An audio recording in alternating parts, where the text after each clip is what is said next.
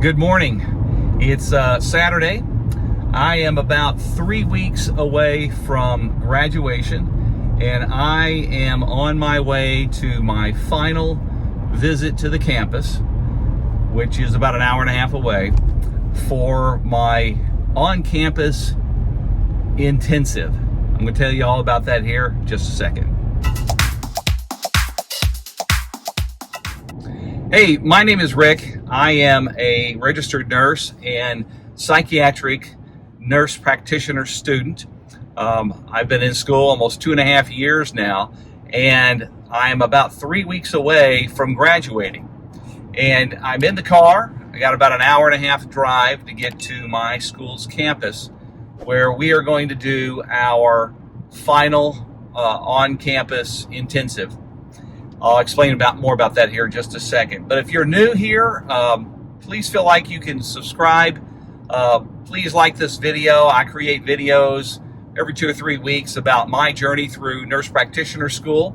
And here I am, almost 2.5 years later, about to graduate. So I hope you'll join me and join our channel as well. Okay, so this is probably the last milestone that I have to complete before school is over. This week I just finished my 240 hours of clinical rotation that was due this semester, and now I am headed to the campus, about an hour and a half away, for our on-campus intensive. The on-campus intensive is where all of the graduate students in our program, including the family nurse practitioner and the Masters of Education students, come together on campus for a final checkoff. Now, a little over 1.5 years ago, I did this which was at the end of my advanced pathophysiology and advanced pharmacology course, where we did our head-to-toe assessment checkoffs, which is, even though I'm a psychiatric nurse practitioner, that's part of the program, and everybody has to go through it. This on-campus intensive is specific to the psychiatric nurse practitioner program, although my colleagues in the FNP and education track will be there as well. This is kind of our final checkoff to kind of show our instructors what we've learned, how we have refined that and used that in practical application through our clinical rotation hours. And essentially it's a checkoff of us doing a follow-up visit with a psychiatric patient, formulating a diagnosis, and then putting together a treatment plan. So the way it works is I will be randomly given a chief complaint from the patient. I will have about 5 minutes to review the patient record, kind of get my thoughts together about how I'm going to approach this appointment. I will go in and meet the patient who will actually be the director of our program. I have to do an assessment of the history of the presenting complaint. I have to do a social assessment, family history assessment, and do a health assessment, a mental status review, all of that within about 15 minutes. Then I get 5 or so minutes to put together my diagnosis and what my treatment plan is, and then another 10 minutes to go back into the patient and present what my diagnosis is, what the treatment plan is, and what I plan to do. So really this wasn't a whole lot of preparation. We know what one of the 5 different chief complaints are going to be before we get here and get started.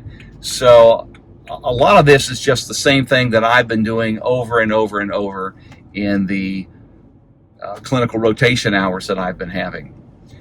After that's over, we're having a celebration lunch. They told us there was some gifts that they were going to give us. I'm not quite sure what that looks like or how long it lasts, but that'll take place when we get finished, and then that'll be done. The next time I'll be on campus will be for the graduation ceremony in about 3 weeks.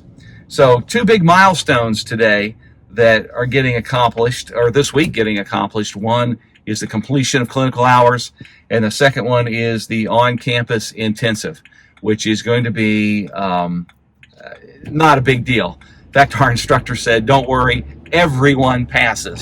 So this is as much a double check for them to make sure we're just not completely bombing it, as well as I'm sure it's a credentialing requirement for the program to get done anyway. So I'm not worried about this at all, very relaxed about it. It is essentially the same thing I've done for over 500 different patients over the last year in my clinical rotations, and more of a kind of a check the box type of thing. It will be nice to get to see some of my cohort, my fellow students. I have not seen them in over a year other than on some Zoom calls, and I think I probably live as far away from the campus as anybody else does. So it'll be nice to get that done and see them as well. I'm sure we'll swap notes about what we're doing and how things are going. The second thing I wanted to mention is the job search, and that has become as big a part of what I'm doing now as is finishing the semester and preparing for the certification exam. The job search is moving a little bit slower than I thought it would. I've been on I've been on one interview so far. I have another one scheduled on this coming Monday. These are all preliminary interviews. I have not heard back from the first one, although they did say they wanted me to come back for a second round. Don't know when that's going to happen or if it will happen. I mean, they could say, we've decided to hold off. You're still, kind of far away from being able to be hired. And that's true. I still have to graduate. I still have to complete my board exam. I still have to get licensed by the state as an advanced practice registered nurse. I still have to get registered with credentialed with the DEA to prescribe controlled substances, and I still have to be credentialed by insurance companies. All of that could take probably a few months, so I totally understand if people want to hold off. I don't want to. I'd like to have it wrapped up by the end of the year, at least know where I'm going to go sometime in the first quarter, but we'll see.